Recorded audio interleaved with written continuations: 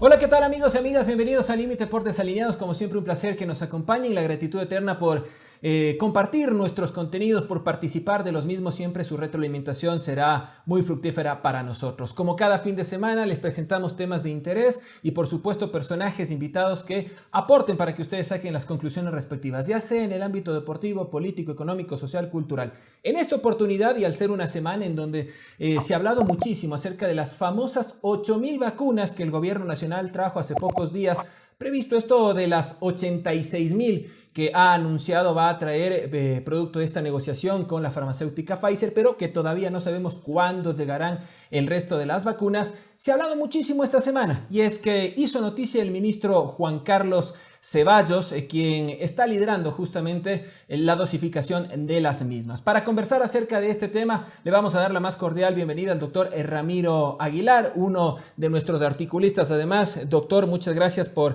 aceptar este diálogo junto a Desalineados, esperando que usted y su familia se encuentren muy bien. Sabemos que está pasando por una situación un poco delicada también con la COVID-19, así que augurándole antes que nada que esté muy bien de salud. ¿Cómo le va? Hola Eduardo, un saludo muy cordial a todos nuestros seguidores. Ahí vamos, ahí vamos, poniéndole optimismo, poniéndole buena cara, poniéndole optimismo. Yo creo que hay que levantarse y caminar, hay que ser fuertes, hay que ponerle buena cara a lo que viene. Y eso esperamos que así sea, doctor, una pronta recuperación para todos en casa y que le vaya muy bien. Doctor, le acabo de mandar a su WhatsApp un video con parte de las declaraciones del ministro Juan Carlos Ceballos. Quisiera que por favor lo pueda abrir.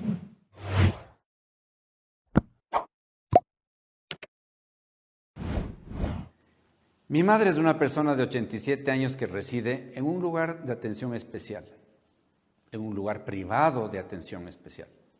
Y el día sábado, dentro de mis actividades, visité el Hospital de los Valles, donde nuestro equipo se encontraba vacunando, de acuerdo a lo que ya estaba planificado. Lo hice en mi calidad de ministro de Salud, en mi calidad de doctor y en mi calidad de hijo. Lamento muchísimo y de manera muy profunda que mi presencia haya sido percibida de una manera negativa.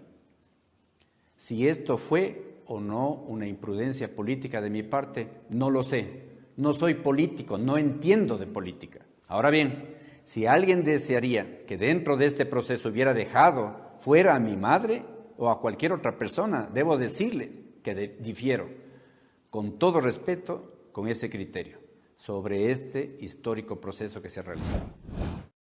Muy bien, ahí están las declaraciones, parte de las declaraciones del ministro Ceballos después de que se confirmara que parte de las vacunas llegaron a un centro privado. ¿Qué criterio le merece esto, doctor? Eduardo, en las declaraciones de ese triste y pobre personaje que tenemos como ministro de Salud, Juan Carlos Ceballos, lo que veo es una ausencia de ética política total. Un cinismo elevado a la máxima expresión.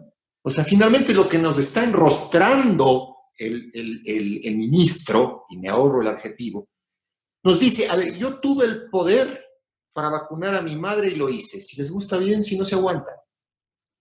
¿Sí? Ahí no hay una discusión en torno a que él usó privilegiadamente la posibilidad de vacunar a su madre en un centro, entre otros, supongo yo, en un centro geriátrico privado, y hay una discusión respecto de si en realidad es un centro geriátrico o si es un grupo. Porque se habla de suites, ¿no? Exactamente. Es un pobre y triste personaje que evidencia lo más pueril de la política ecuatoriana. Un hombre que se ríe, se solaza, se llena de prepotencia al decir, bueno, si les gusta bien y si no también. Yo no soy político, no ministro, usted no es político, usted es ministro de Estado, usted no es el doctor Ceballos, usted no es el señor Ceballos, usted no es Ceballos, usted es el ministro de Salud del Ecuador. Y en esa condición no podía abusar de su privilegio, de su poder, para privilegiar la vacuna de su madre, independientemente de que todos tenemos derecho a la vacuna. Aquí está en juego la ética pública, la ética política.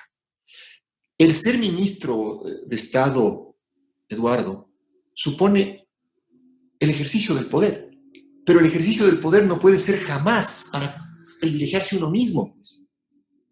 No puede ser jamás usado para uno mismo. Y aquí no se actúa como hijo. Todos somos hijos, todos somos padres, todos somos hermanos, pero solo uno es ministro de salud. Y ese ministro de salud tenía que tener una lógica de solidaridad. La señora que está en un hospital privado tiene los recursos, la alimentación, el cuidado como para poder estar a buen recaudo. En el Ecuador hay personas en la calle, hay niños, hay ancianos en geriátricos públicos, hay personas informales que tienen que salir todo el día a la calle a jugarse la vida para vender jugos. Que no tienen ni siquiera para una mascarilla, ¿no? Exacto. Ahora, que para una PCR, Eduardo, una prueba PCR cuesta claro, $80. Totalmente, ni siquiera para una prueba rápida. Ahora, doctor, después de este primer análisis, ya metiéndonos en el campo estrictamente jurídico, el ordenamiento jurídico en el país habla de responsabilidad civil, penal, administrativa, sin hablar de la responsabilidad política que podría estar en manos de los legisladores, que además no puede en este momento iniciar un proceso de juicio político porque en este momento los miembros del CAL no pueden conformar el mismo. ¿Cree usted que el ministro Ceballos tiene algún tipo de responsabilidad? Responsabilidad política. No hay responsabilidad penal. Hay solo responsabilidad política. Sí. A ver, y no solamente ha sido Ceballos, ¿no? Es decir, no se olvide usted que acaba de dimitir el jefe del Estado Mayor de la Defensa Española por haber privilegiado su propia vacuna y varios alcaldes no solamente en España, sino en otros países. Entonces, no hay responsabilidad penal porque hay gente que dice que hay tráfico de influencias. No, entraríamos ahí a una discusión jurídica muy compleja entre lo que es el tráfico de influencias versus lo que es el hecho de que la señora, como cualquier otro ciudadano ecuatoriano, tenía acceso a la vacuna, debería tener acceso a la vacuna. Pero lo que estamos discutiendo aquí es otra cosa. Estamos aquí discutiendo el privilegio de haber vacunado a la mamá del ministro. Finalmente no debe ser ni enjuiciada ni valorada la señora, pero sí tiene que ser enjuiciado y valorado el ministro, porque el ministro usó su cargo para privilegiar a su madre, y desde luego sería también chato el análisis, sería hacerlo desde el rencor, decir que le enjuicien penalmente al ministro. No hay tipo penal, ni tampoco hay responsabilidad civil, y finalmente sería el valor de la vacuna, absurdo. Aquí hay una gran responsabilidad política y el hombre tiene que renunciar o tiene que ser enjuiciado. Es decir, que los únicos que quizás deberían sancionar al ministro serían los legisladores. Yo le quería consultar también si es que debería hacer algo la Contraloría, pero con lo que usted me está diciendo, creo que todas las cartas deberían jugarse estrictamente en la Asamblea. Correcto, porque lo que ha hecho el ministro es un individuo que de la ética pública no conoce nada, y cuando un ministro carece de ética pública tiene que renunciar o ser destituido. Pero y hay toda una discusión moral respecto al tema, es decir, si él podía privilegiar a su madre respecto de ecuatorianos que son más vulnerables, pero ni la moral ni la ética van de la mano del derecho, y objetivamente ahí no encontramos una infracción legal, lo que encontramos es una carencia absoluta de decoro, una actitud indecorosa, pero enorme. Ahora, claro, si hablamos de ética también podemos encontrarnos con los criterios del señor Fidelegas, ¿no? Que se refería al tema, o de también Simón Espinosa, uno de los miembros de la Comisión Nacional Anticorrupción. ¿Qué criterio le merece esto? A ver, vamos primero por el de Espinosa. Espinosa yo creo que está ya delirando en el Twitter. Y creo que lamentablemente hay personas que hacen eco a ese delirio. O sea, el problema de Espinosa es que todavía le tienen vigente. Todavía desde su senectud le suben al caballo, para usar su metáfora, la metáfora de Espinosa me refiero. ¿Y qué es lo que dice él al final del día? Dice, no hagan tanto relajo a la final. Oiga, compadre, pero usted Espinosa, no acaba de armar no ser parte de un comité de organización de un debate presidencial donde lo que se debía discutir era la salud pública y el plan de vacunación, o que hay que empezar vacunándole a usted, Espinosa. Y respecto de lo que dice Egas, bueno, Egas lo que dice, yo habría hecho lo mismo. Bueno, entonces ahí un buen tuitero, que es el Capitán Cangrejo, le decía, bueno, don Fidel, entonces si alguien del banco tiene problemas económicos para curar a su madre, también será bueno que abra la caja del banco y se lleve lo que necesite. Estamos ya entrando en esos espacios grises de la ética. La ética no admite espacio gris. Las cosas se pueden hacer, se deben hacer, o no se pueden hacer, ni se deben hacer. Ahora, doctor, ¿cómo mira usted la institucionalidad del país? No existe. El Ecuador es un país totalmente anárquico en este momento. ¿Y qué Totalmente hacemos anárquico. entonces? ¿Cómo recuperarla? Bueno, hay que empezar por votar bien en febrero. Hay que empezar por votar bien. O sea, lo tenemos hemos llegado al final del naufragio. El Ecuador es un país que naufragó en manos de Moreno y de ese gabinete impresentable que tiene. Y en manos de esta clase oligárquica de banqueros y empresarios que han saqueado el país. Pero estamos al final del naufragio, es decir, los sobrevivientes estamos viendo la playa a 200 metros, que son las elecciones de febrero de este año. Entonces, lo que hay que hacer es no ahogarse en la orilla después de tanto nadar, después de tanto esfuerzo y tanto sacrificio. Hay que meditar bien el voto y desde luego no voy a entrar en el lugar común de decirles por quién votar, pero sí sé por quién no votar. Y no votaría por Lasso nunca, porque es el hombre que ha movido los hilos de Moreno y de ese personaje, ese pobre y triste personaje que es el ministro de Salud. ¿Y quién es el responsable quizás de que estemos en una crisis institucional a nivel país? Falleció, o sea, si es que hay ¿Se refiere al vida doctor después, Trujillo? correcto, si hay vida después de la muerte y si hay juicios eternos, y estoy hablando con una metáfora absoluta, creo que Trujillo debe ser sentado en el banquillo de los acusados y atornillado al banquillo de los acusados. O sea, él debe ser uno de los habitantes del infierno de Dante, largo. Y ahora, dentro de todas las designaciones que hizo el antiguo Consejo de Participación Ciudadana liderado por el doctor Trujillo, ¿qué le parece el papel que ha cumplido el doctor Freddy Carreón, el defensor del pueblo? ¿Es quizás de lo más destacable de lo que se puede rescatar o no lo considera así? A ver, Carreón fue mi alumno en la facultad. Entonces no voy a ser objetivo. ¿Y era bueno o malo? Carreón era un buen alumno y era un buen muchacho, un buen tipo. Un buen tipo. Y de hecho es tan buen tipo que lo está haciendo bien. Sí, a pesar de haber nacido del Trujillato, lo está haciendo bien. Es un personaje interesante, Carrión. ¿Por qué? Porque está cumpliendo su rol, que es el del defensor del pueblo. O sea, quizá de todas las autoridades que designó el Trujillato, más allá de que hayan ganado el concurso o no, finalmente Carrión entendió su rol y entendió sus competencias.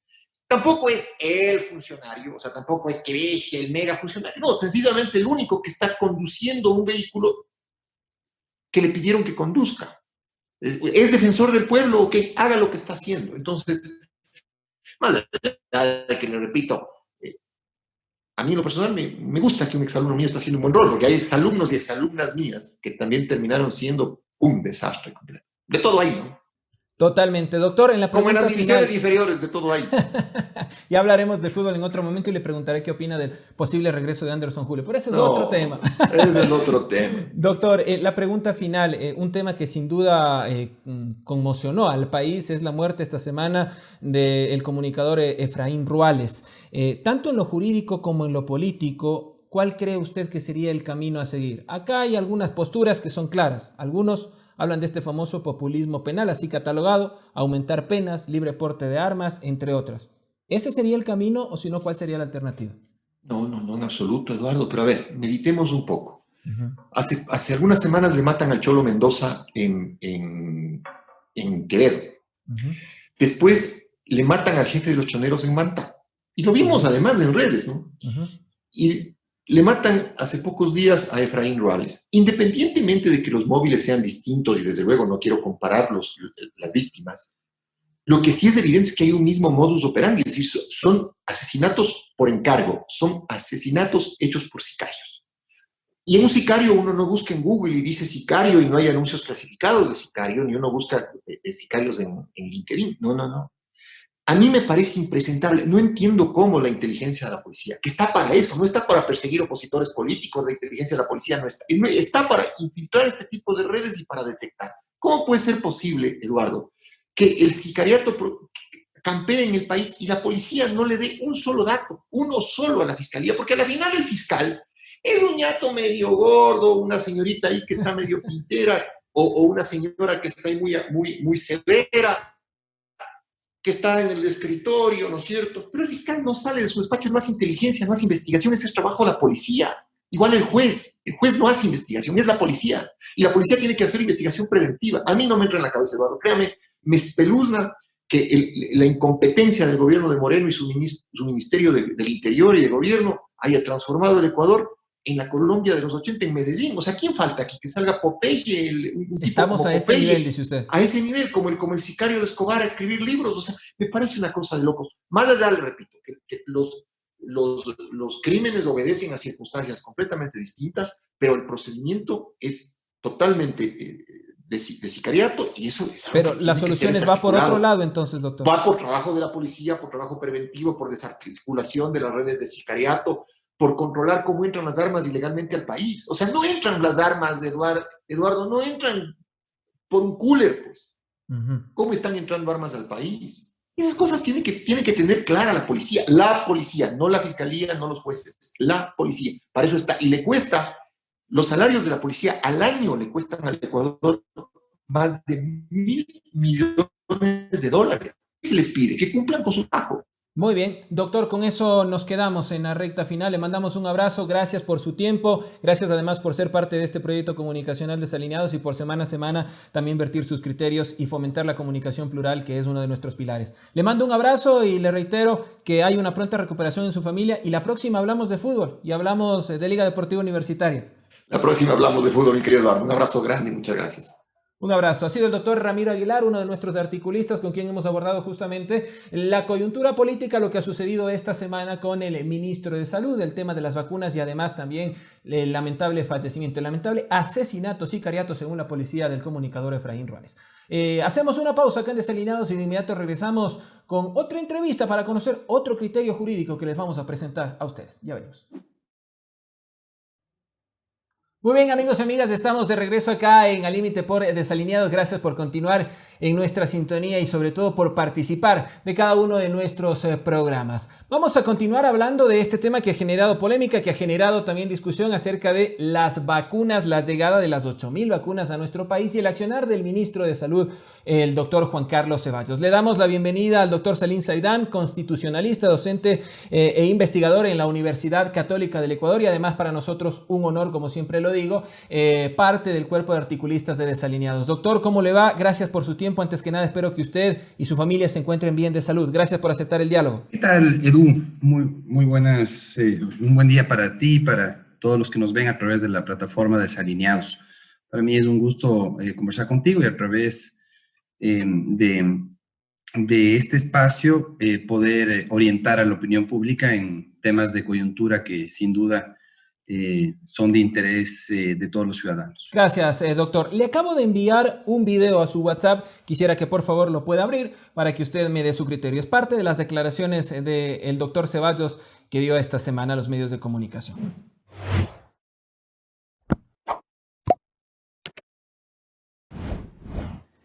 Mi madre es una persona de 87 años que reside en un lugar de atención especial, en un lugar privado de atención especial. Y el día sábado, dentro de mis actividades, visité el Hospital de los Valles, donde nuestro equipo se encontraba vacunando, de acuerdo a lo que ya estaba planificado.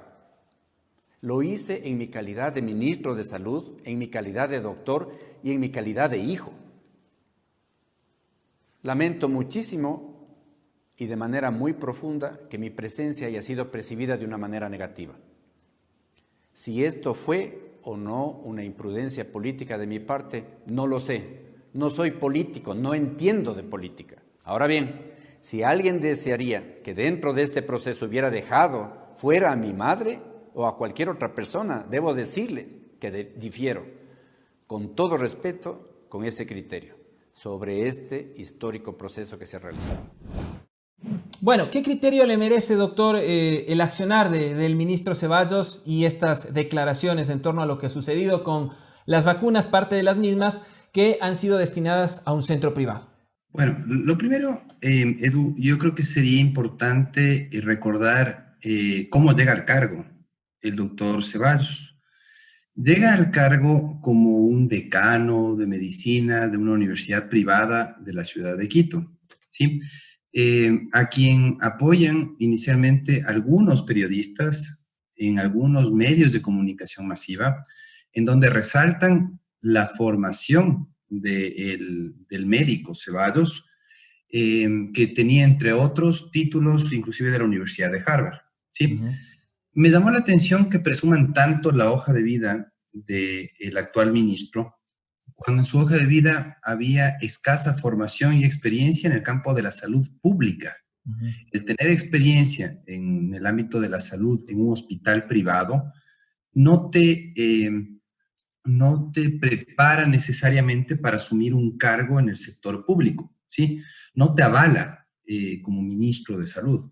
Un ministro de salud debe ser una persona que haya tenido trayectoria, formación en el campo específico de la salud pública, porque la salud pública se maneja de una manera totalmente distinta a como se pueden observar las dinámicas en el sector privado. Entonces, primer error, llega al cargo con total inexperiencia en el campo de la salud pública. Y, por lo visto, también desconociendo reglas elementales del servicio público, ¿no? En la Ley Orgánica del Servicio Público, en el Código Orgánico Administrativo, tienes algunos principios que rodean a la administración pública y uno de ellos es justamente el principio de responsabilidad y la ética con la que se tiene que conducir cualquier entidad pública. Al parecer el ministro no estudió adecuadamente esos principios que rigen en la administración pública antes de asumir el cargo, justamente para saber cuáles van a ser las consecuencias de sus actos o de sus omisiones. Y la principal observación que yo haría a las declaraciones es que esto no es una imprudencia inocente que se la puede dejar pasar o puede pasar desapercibida, sino se trata de un plan de vacunación que hasta ahora la ciudadanía no conoce y que no entiende por qué razón ese plan de vacunación comienza en una entidad privada donde se encuentran varios familiares, donde se encontrarían varios familiares del ministro de Salud. En la declaración me parece que solamente se refiere a su madre, pero existe información también, no sé si está ya corroborada, de que existirían más familiares en ese centro geriátrico.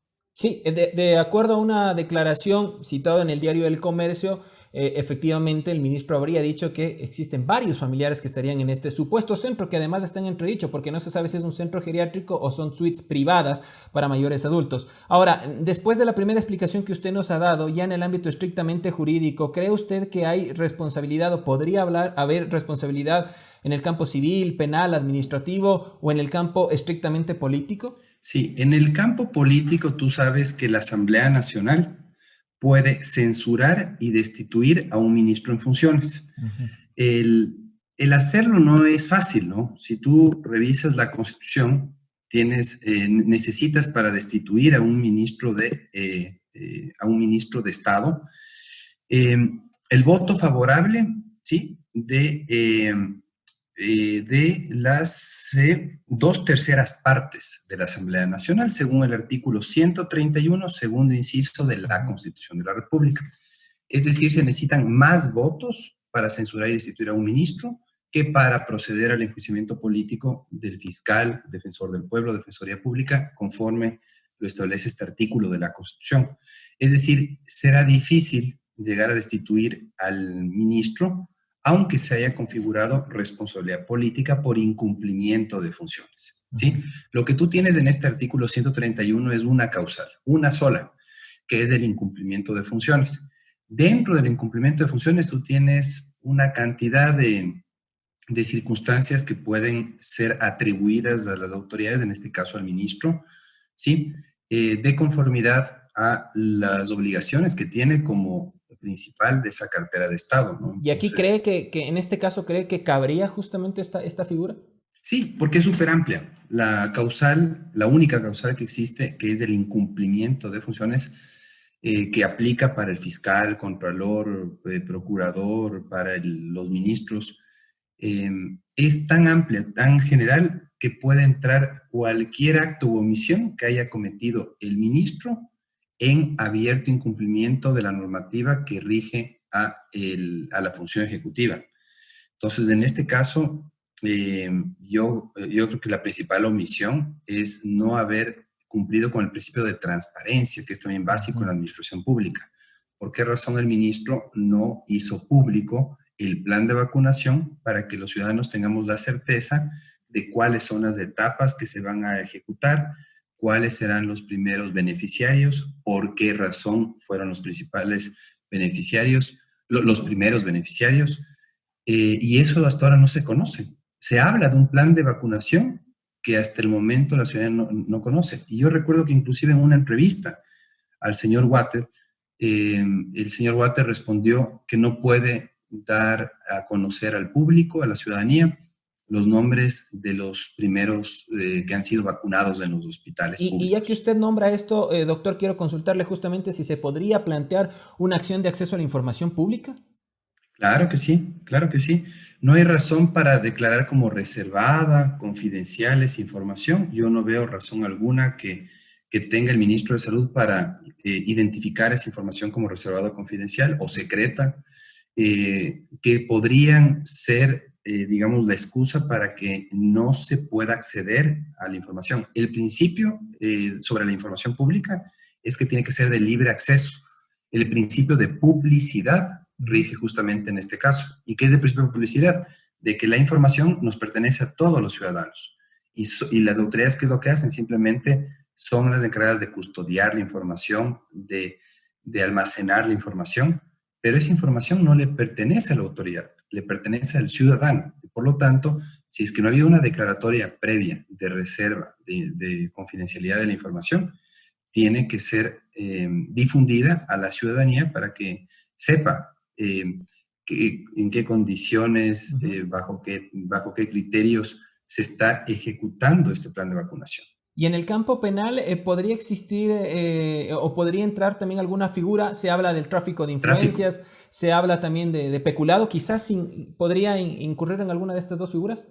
Sí, un poco más forzado el peculado, pero el tráfico de influencias yo creería que sí, ¿no? Obviamente la responsabilidad penal es mucho más difícil de atribuir que la responsabilidad política, que es mucho más abierta, más subjetiva, ¿no? En la responsabilidad penal sí necesitarías más pruebas, sí, necesitarías que se configuren los elementos del tipo penal, sí. Entonces, veo un poco más complejo eso, pero sin duda yo sí considero que podría abrirse una investigación en la Fiscalía, una investigación previa, justamente para ver si se cumplen con esos elementos y si hay razones para impulsar un enjuiciamiento penal al ministro de Salud. Hemos conversado este fin de semana con el sociólogo Jacobo García, también con su colega, el doctor Ramiro Aguilar, y les hemos consultado sobre la institucionalidad en el Ecuador. ¿Qué criterio le merece a usted la institucionalidad en nuestro país? ¿Hay institucionalidad o está prácticamente rota y destrozada? Es una institucionalidad frágil, que definitivamente no cumple con los principios más elementales del derecho administrativo. Yo considero que el sector público está en una situación muy crítica y principalmente en el ámbito de la función ejecutiva. La institucionalidad democrática está venida a menos, tiene poca credibilidad. Al frente de las carteras de Estado, especialmente del sector social, están personas que tienen muy poca experiencia. Miren lo que está pasando, por ejemplo, en la cartera de Estado de Educación, de Salud, mucha improvisación, falta de articulación, de coordinación. ¿Y cómo recuperarla, doctor? ¿Cómo recuperarla? Yo no estoy de acuerdo con el planteamiento que se hace en el plan de gobierno, por ejemplo, del candidato Arauz. Él propone una asamblea constituyente para recuperar la institucionalidad. Me parece que no es una propuesta razonable, tomando en cuenta que esa vertiente política justamente es la que impulsó la aprobación de esta Constitución. Y dijeron que iba a durar 100 años la Constitución. Sí, eso no se resuelve con una asamblea constituyente. Eso se resuelve nombrando a las personas más idóneas para el ejercicio del cargo. El primer acto de corrupción, como se lo ha dicho en varias ocasiones, es aceptar un cargo para el que uno no está preparado. ¿Y qué es lo que pasa con la ministra de Educación, el ministro de Salud, la secretaria de Comunicación? Son personas que no han tenido experiencia en el ámbito público, ¿sí? Y que sobre todo se ve no tienen a alguien que lidere, que coordine las acciones, ¿no? Pueden decir lo que sea del señor Correa, no es es un actor político que no es de mi agrado, definitivamente, pero se veía algo más de liderazgo. En la época, por ejemplo, el doctor Rodrigo Borja, se veía mucho liderazgo en la conducción de las distintas carteras de Estado. Había una directriz desde el principal de la función ejecutiva que en las sesiones de gabinete de algún modo articulaba, especialmente en el sector social, en los gabinetes itinerantes inclusive habían mucho más coordinación e intercambio de información. Y eso se reflejaba en la información que se difundía a la ciudadanía, ya mucho más procesada, mucho más, digamos, pensada desde el ámbito técnico y desde el ámbito político. Acá yo no veo ningún conocimiento técnico, ningún tino político para transmitir la información, al punto que ustedes tienen hace poco a una secretaria de comunicación a la que le preguntan ¿y cómo va el plan de vacunación? No tengo idea porque estoy en Washington. Sí. Esa respuesta dice mucho del nivel tan pobre con el que se manejan las carteras de Estado en la función ejecutiva. Yo veo que la manera de recuperar no es con una asamblea constituyente, volviendo a la pregunta, no es con una asamblea constituyente, sino exigiendo al presidente de la República responsabilidad en las nominaciones que realice. Tiene que ser... Y ahí será vital las próximas elecciones, ¿no? Cómo nosotros sufraguemos y obviamente la responsabilidad que tenemos como ciudadanos. ¿Sabes qué es lo que falta, Edu? Me parece que algo muy importante es exigirles a los candidatos que nos presenten sus equipos de trabajo, que nos expongan detalles de sus planes de gobierno para saber si es que son viables sus propuestas y si es que el cómo van a ejecutar esas propuestas están debidamente respaldadas por un buen equipo de trabajo. Por ejemplo, a ver, ¿cuál va a ser? Esa es su propuesta en el ámbito económico. ¿Cuál es su equipo económico? A ver, esa es su propuesta en el ámbito de la salud. ¿Cuáles son las personas que podrían liderar el ámbito de la salud en caso de que ustedes resulten electos? Entonces, yo creo que lo que hace falta es que los partidos y movimientos políticos, el momento en que participan en elecciones, no lleguen con improvisaciones, sino lleguen con un equipo de trabajo que refleje formación política al interior de los movimientos y partidos. Porque ¿qué es lo que hace un partido serio? ¿Qué es lo que hace un movimiento serio? Forma a sus militantes, a sus adherentes. Pero hay pocas escuelas de formación política, lamentablemente, ¿no? Pocas o nulas. Inclusive al interior de las organizaciones políticas tiene que haber formación política, es una exigencia del Código de la Democracia.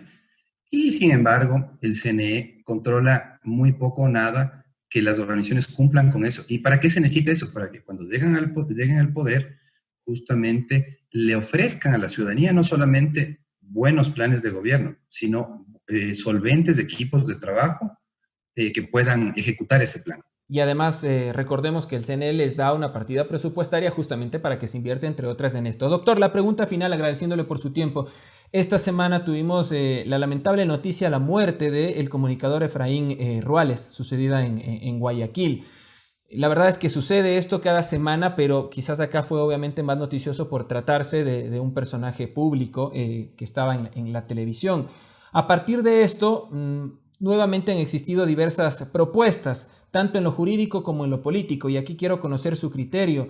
¿Cuál debería ser el camino a seguir para combatir la violencia? Unos dicen libre porte de armas, aumentar las penas, otros se oponen en cambio a esto, van por otro camino. ¿Su criterio cuál sería? Lo primero es que la respuesta a este tipo de fenómenos sociales, de esta problemática social, tiene que ser técnica y tiene que ser multidisciplinaria, ¿sí? Por ejemplo, ¿qué es lo que tendrían que hacer? Activar los equipos de criminólogos que existen en la Fiscalía, en el Consejo de la Judicatura, que existen en varias carteras de Estado inclusive, en donde tiene que existir una política criminal que vaya a las causas y no solamente a enfrentar los efectos de la delincuencia. En este caso me parece a mí que hay dos fenómenos que no están siendo considerados. La causa del incremento de la delincuencia, de la inseguridad, de la violencia. ¿En dónde está? En el desempleo, en la pobreza, en problemas de salud mental que no han sido atendidos, que han sido absolutamente postergados. Entonces, a esas causas hay que ir, porque si es que solamente vas a responder con, con estrategias demagógicas que pueden, digamos, llegar a tener adhesión ciudadana, pero que no son responsables, estamos mal. Mira lo que la típica respuesta de nuestra derecha, ¿sí? Que definitivamente es muy pobre en su discurso frente a este tipo de fenómenos sociales. Endurecimiento de penas, libre porte de armas. Esa es la solución. Uh-huh. Y hemos Combatir visto en violencia con sociedades más como violencia. exactamente, en las sociedades como la norteamericana, tiene problemas incontrolables justamente por ser tan permisivos en el libre porte de armas. Entonces, a pesar de que ya en nuestra legislación se permite, bajo ciertas circunstancias, en ciertos lugares, el porte de armas, se pretende hacer extensivo en otros espacios, se pretende alentar a la ciudadanía a que se defienda por sus propios medios ante el fracaso de la fuerza pública que no está debidamente capacitada o no tiene el debido entrenamiento, no tiene, digamos, la suficiente capacidad operativa para responder ante el incremento de la delincuencia. Yo creo que ese es el reto, capacitar más a la Policía Nacional. Por otro lado, también atender a las causas y definitivamente descartar las propuestas populistas, demagógicas. El populismo penal está muy enraizado en nuestra clase política y suele siempre decirse que en este caso el endurecimiento de penas es la solución. Tenemos una población carcelaria totalmente desbordada, que no es rehabilitada como se establece en el Código Orgánico Integral Penal, sino que simplemente tiene en los centros una escuela de perfeccionamiento de las habilidades delincuenciales. Entonces, y además con todos los hacinamientos que existen, etcétera, y todo lo que sucede, que es terrible. Claro, entonces para que veas también la incoherencia, ¿no? Generalmente dicen que lo que se necesita es reducir el tamaño del Estado. Y tú viste hace un par de años que la decisión que se tomó de suprimir el Ministerio de Justicia y solamente crear un servicio y una secretaría hizo que se debilite el sistema penitenciario y no se atienda adecuadamente la problemática penitenciaria que vive el país. Entonces, necesitas ahí institucionalidad fuerte y al mando de esa institucionalidad, gente competente que conozca de la materia. Volvemos justamente a lo que ya habíamos hablado antes, ¿no? Cómo recuperar la institucionalidad y los factores que usted ya esgrimía. Doctor, le quiero agradecer por su tiempo, le quiero enviar un gran abrazo y por supuesto le reitero que espero que esté muy bien, al igual que toda su familia, y además le vuelvo a reiterar también este agradecimiento por ser parte como columnista acá en Desalineados y apoyarnos, coadyuvar para que podamos hacer una comunicación que sea constructiva, plural y que se genere un debate de ideas. Muchas gracias. Gracias, Edu. Siempre un gusto conversar contigo y a través de este espacio con la audiencia de Desalineados. Aprovecho también para felicitar a la familia Andino, que está realizando un excelente trabajo, con mucha dedicación, con mucho profesionalismo y con mucho pluralismo, que es lo que hace falta en los medios tradicionales y en los medios emergentes en esta era digital. Entonces, felicito esa iniciativa y gustoso de ser parte de la misma. Gracias, doctor. Ha sido el doctor Salim Saidán, constitucionalista e investigador, docente de la Universidad Católica del Ecuador, con quien hemos abordado también lo que sucedió en el tema de las vacunas de esta semana, el accionar del ministro Juan Carlos Ceballos, y también cómo quizás empezar a combatir esta ola de inseguridad que cada vez va copando las portadas de los periódicos y lo que vivimos esta semana, además, con el comunicador Efraín Ruales. Esperamos que este contenido les haya sido productivo, amigos y amigas que nos siguen en nuestras redes sociales. Recuerden participar, porque este es su espacio y uno de nuestros pilares es generar un debate de ideas en donde ustedes sean los protagonistas. Soy Edu Andino, será hasta la próxima, nos reencontramos el próximo fin de semana. Semana decisiva para los ecuatorianos. Sea responsable, lea los planes de gobierno y después vaya a sufragar. Chao.